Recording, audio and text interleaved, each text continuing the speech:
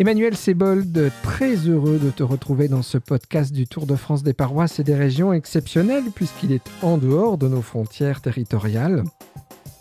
Bonjour Marc. Bonjour. C'est bien un temps fort pourtant de notre Église qui se passe en Allemagne puisqu'il est un temps exceptionnel de l'Église universelle. Alors comment, en tant que présidente du Conseil national de l'Église protestante unie de France, tu vis cette grande assemblée à Karlsruhe? Alors, je vis cette assemblée avec une joie immense. D'abord, c'est d'abord la joie de se retrouver avec des chrétiens qui viennent du monde entier. Et ça, bien sûr, on peut le penser intellectuellement, on peut l'écrire dans des documents, mais le vivre, c'est quelque chose d'extrêmement fort. D'entendre autour toutes les langues du monde parler, de célébrer les cultes dans des tas de langues, de chanter les chants qui comptent pour les uns et les autres dans des pays autres, dans des églises différentes. Il y a un ressenti extrêmement fort, extrêmement poignant en fait. C'est très poignant au niveau de l'émotion. Très très poignant au niveau de l'émotion, de vivre ces cultes, de croiser ces gens qui sont habillés différemment, qui ont des chapeaux étranges, des robes magnifiques, des tenues de toutes les couleurs. Ouais, ça c'est, je dirais, c'est comme un grand coup de vent, le coup de vent de Pentecôte qui décoiffe et qui donne un visage à l'Église, un visage d'une extraordinaire richesse.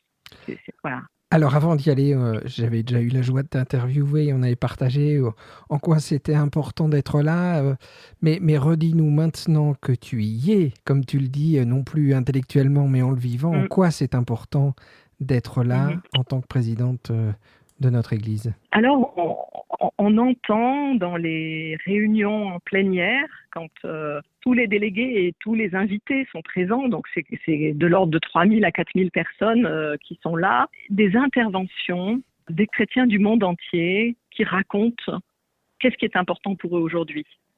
Les chrétiens des peuples autochtones, les Samoa, les Samis, qui viennent dire comment l'Église a été vis-à-vis de maltraitante, a été une Église qui a persécuté, et comment eux, chrétiens des peuples autochtones, demandent à cette Église majoritaire de se repentir et d'entrer dans un chemin de réconciliation. On entend les chrétiens du Pacifique raconter la montée des eaux dans les îles. On entend des chrétiens d'Afrique qui disent combien les bouleversements climatiques sont chez eux mortels, et comment les églises des pays, comme on dit entre guillemets occidentaux, on ne sait pas bien ce que ça veut dire, mais en tout cas les pays riches qui eux ont des dépenses en carbone extrêmement importantes, c'est pas ces églises-là qui sont touchées, mais c'est les églises des pays pauvres, des pays du Sud, qui sont impactés par ces changements climatiques. Et donc,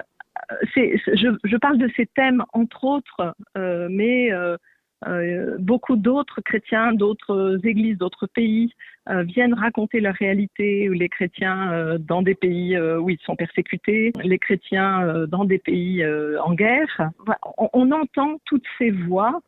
Et on est interpellé. Moi, je suis interpellée en tant que présidente de l'Église protestante unie dans notre confort d'existence en tant que chrétien en France, où finalement, bien sûr, nous voyons des choses à la télé, nous entendons des récits à la radio, mais là, ce sont des personnes qui sont devant nous, avec lesquelles on mange à table, avec lesquelles on boit une tasse de café, qui nous racontent leur vie, et ça prend une dimension beaucoup plus forte, et je pense que ça m'encourage, ou je pense que ça peut encourager les églises en France et ailleurs à sortir de leur quiétude, de leur confort, et à être plus prophétique en fait dans la société qui est la nôtre. Alors tu es intervenu lors d'une table ronde qui réunissait 3 présidentes d'églises européennes au cours de cette assemblée. Quel témoignage de notre vie d'église en France est intéressant, à l'inverse de tout ce que tu viens de dire aussi, pour le thème de cette assemblée que tu as pu ainsi partager?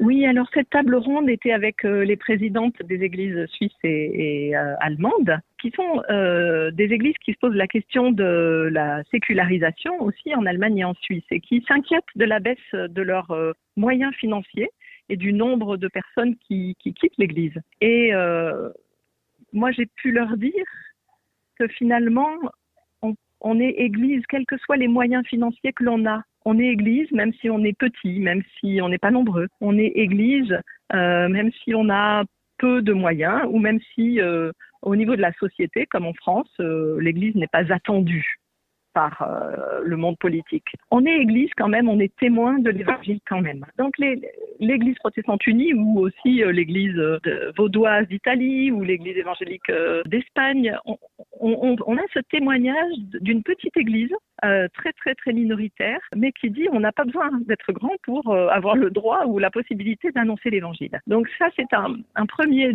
témoignage. Et puis un autre témoignage qu'on a pu apporter ce matin aussi dans un groupe de travail, c'est au sujet de la réconciliation, parce que c'est un des sujets assez centraux de cette Assemblée générale, parce qu'en France et puis aussi dans d'autres pays, on a un chemin maintenant de réconciliation avec l'Église catholique, qui a trouvé, je dirais, un peu un point de 2017, au moment des 500 ans de la Réforme, où on a pu relire ensemble, catholiques et protestants, cette histoire de la Réforme. Et donc c'est un chemin de réconciliation des mémoires. Ce chemin, nous pouvons en témoigner, j'en ai témoigné, mais aussi le fait que ce soit à Karlsruhe, à l'invitation de l'église d'Alsace-Lorraine et l'église ici en Allemagne et l'église de Suisse, il y a aussi ce témoignage de réconciliation entre la France et l'Allemagne depuis après la Seconde Guerre mondiale. Et ce témoignage de réconciliation, il est très important pour les églises qui vivent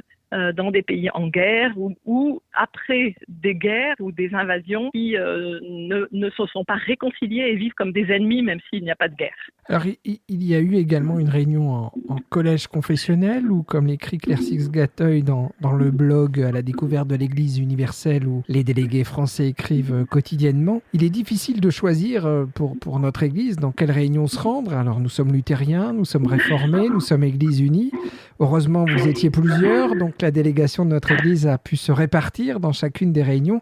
Et toi, tu as participé, si j'ai bien compris, à la réunion avec les autres églises luthériennes. Alors, est-ce qu'il y avait un point clé débattu lors de cet échange entre luthériens ? Alors, un des points clés a été surtout se dire comment les luthériens peuvent contribuer parce qu'ils ont de particulier. Alors là, il y a de la musique qui arrive derrière, c'est compliqué.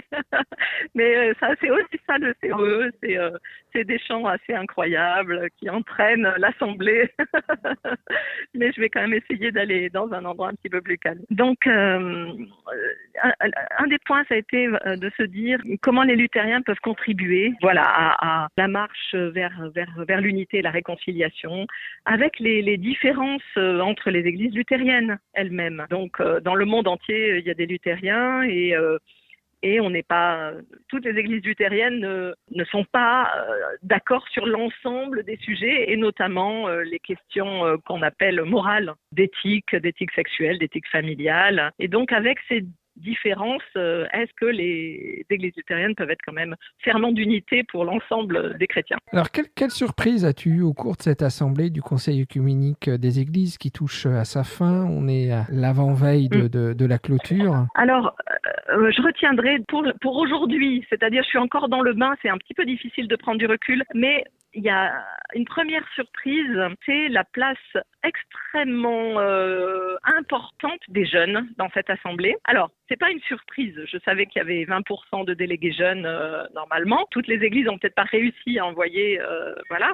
Mais pour ces 20%, ils sont extrêmement présents. Ils se concertent, ils travaillent ensemble, ils écrivent leur prise de parole ensemble et ils font vraiment, vraiment tout ce qu'il faut pour que l'Assemblée entende leur voix. Et ils y arrivent. Ils y arrivent fortement. Ils sont très, très percutants, ces jeunes. Ils mettent en avant la crise climatique en disant que c'est pas possible que l'Assemblée n'ait pas un message très fort sur cette crise climatique. Ils sont aussi très, très, très forts sur la lutte contre les discriminations, le sexisme, etc. Et donc, ils tiennent absolument à ce que les messages qui vont sortir de cette assemblée manifestent de manière très, très forte un engagement contre les discriminations, le sexisme et pour la justice de genre. Or, là, on arrive sur des sujets qu'on sait être un peu clivants ou un peu beaucoup clivants entre les églises. Et donc, ça va être tout le débat de cet après-midi, enfin pas seulement, mais notamment la question de comment on va l'écrire pour que tous les délégués soient d'accord avec ces formulations. Voilà. Donc ça va être un vrai challenge dans la plénière. Alors tu es souvent invité dans nos différentes paroisses de l'Église protestante unie, mais aussi en divers lieux pour représenter notre Église. Avec quel bagage, si j'ose dire, tu repartiras de Karlsruhe et avec lesquels tu as envie de continuer de voyager dans notre Église pour mieux les transmettre? Vraiment, je crois que ce message très prophétique en fait du Conseil œcuménique des Églises, très engagé pour l'annonce de l'Évangile comme lieu de transformation de l'être humain. Je crois que c'est quelque chose que je suis pas prête d'oublier. Bien sûr, on sait que, et on dit, et on prêche, et je prêche, que l'Évangile est force de transformation. Mais là, je le vois à l'œuvre, en fait. Je le vois à l'œuvre dans les relations entre les hommes et les femmes ici au COE, entre les jeunes et les moins jeunes. Et cette force de transformation de l'Évangile pour la justice et pour la paix, je crois que je ne suis pas prête de le laisser de côté. Merci beaucoup Emmanuelle, on sent que ça s'anime autour de toi et que la séance va bientôt reprendre. Merci d'avoir accepté dans l'une des ultimes pauses de cette assemblée passionnante mais ô combien fatigante aussi d'échanger pour que nous puissions percevoir les uns et les autres les enjeux directement pour notre Église d'une telle assemblée qui ne se déroule, faut-il le rappeler, que tous les 8 ans. Tout à fait. Et voilà. À bientôt. Hein. À bientôt. Je crois qu'il faudra dans les jours qui viennent, avec un peu de recul, revenir là-dessus. Tout à fait. Merci. Bonne continuation à toi et toute la délégation. À bientôt. À bientôt.